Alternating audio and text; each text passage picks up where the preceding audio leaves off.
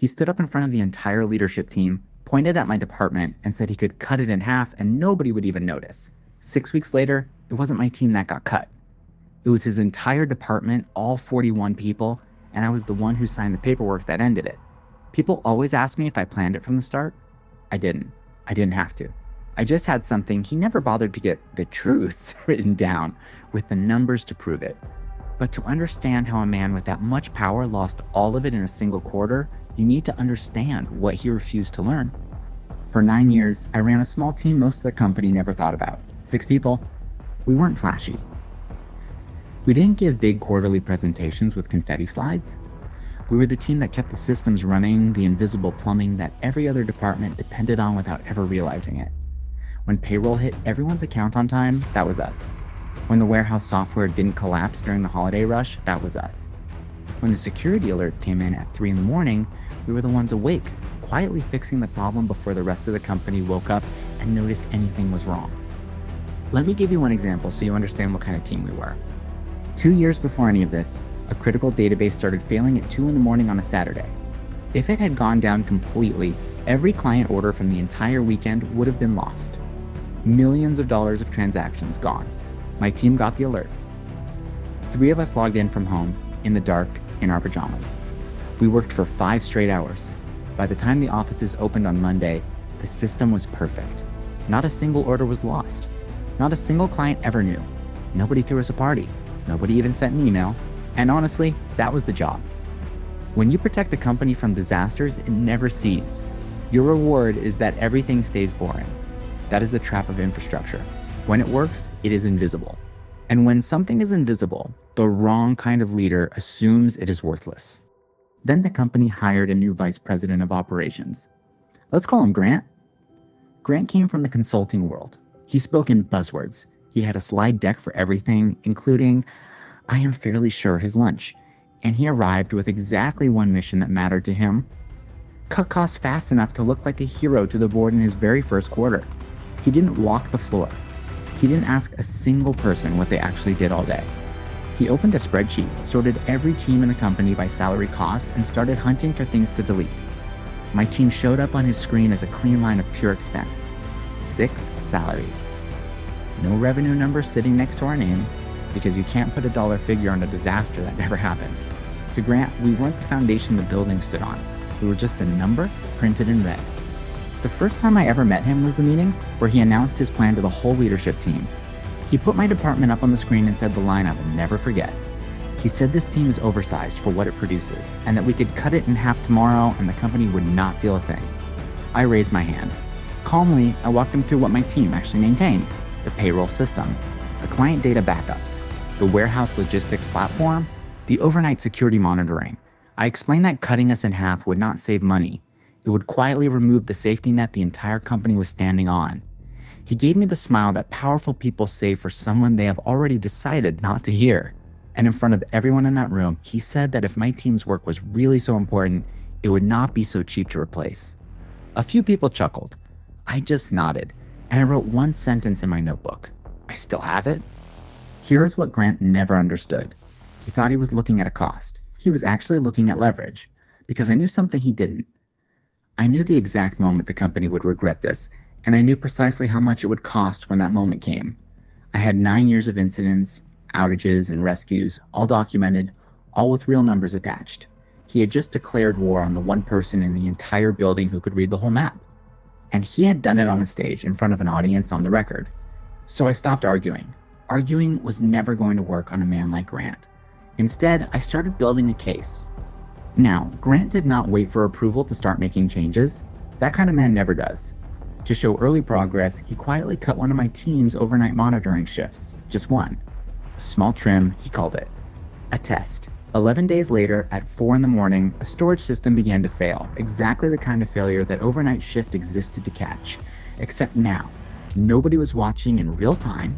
We caught it 3 hours late. We still saved it barely, but it was close. Close enough that the finance team felt it, because a chunk of the morning's transactions had to be manually reprocessed. Grant's response was to blame my team for the delay. He never once connected it to the shift he had just eliminated. But I connected it. I documented every minute of it. because that near miss was no longer just my opinion about what would happen if he cut us. It was now proof of what already had. Over the next 2 weeks, I did something very simple. I wrote everything down. Every system my team maintained. Every outage we had quietly prevented over 9 years. The exact dollar cost of each hour those systems were down, using numbers the finance department had given me themselves, because I was the person they called whenever something broke. Then I did the math Grant never bothered to do. I calculated what cutting my team in half would really mean. Slower response times, missed backups, a payroll system with nobody truly watching it, and I put a single, honest number on that risk. It was enormous. And while I had the spreadsheet open, I looked at his department too. Operations. 41 people, layers of coordinators who coordinated other coordinators, reports that existed only to summarize other reports, a small mountain of salary producing almost nothing you could actually measure. The irony was almost too perfect. The man hunting the company for waste was sitting on top of the single largest pile of it in the building. I said nothing to Grant. People like Grant cannot be argued with. They can only be shown in the one room where being right finally matters more than being loud.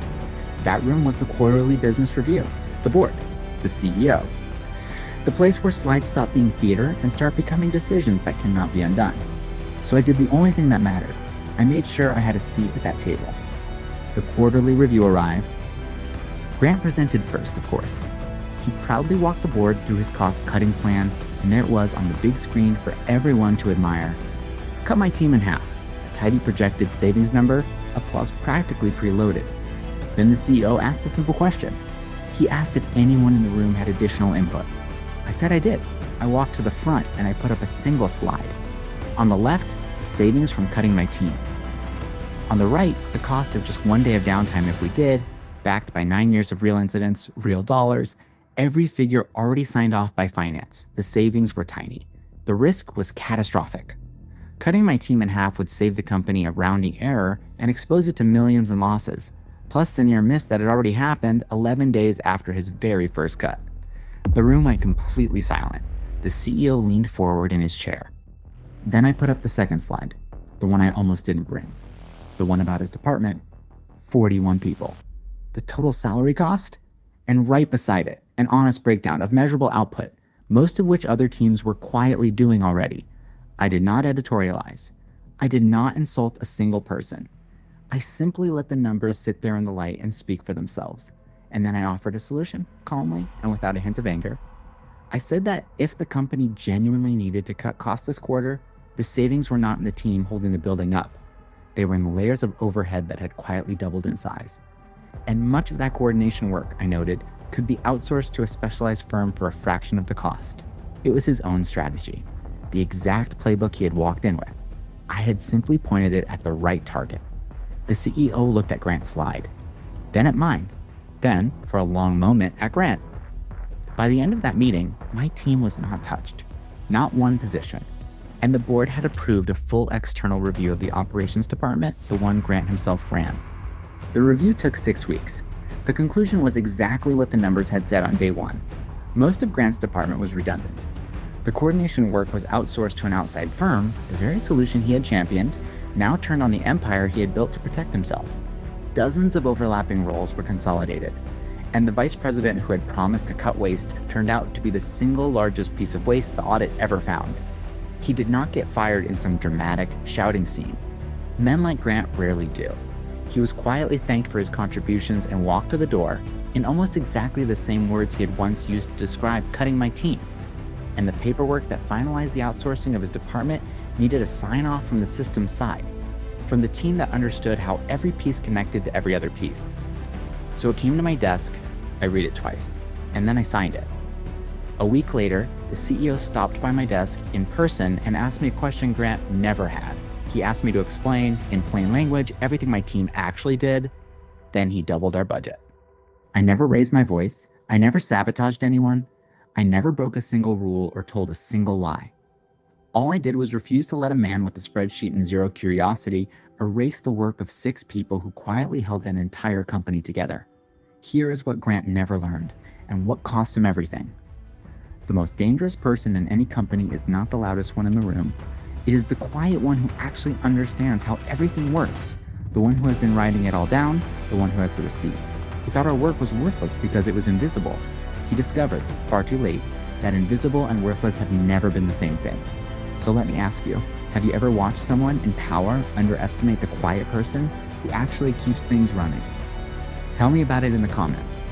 And if you believe Grant got exactly what he deserved, hit that subscribe button, because here at Karma Fyles, the bill always comes due. The next story is about a landlord who thought one tenant would be easy to push around.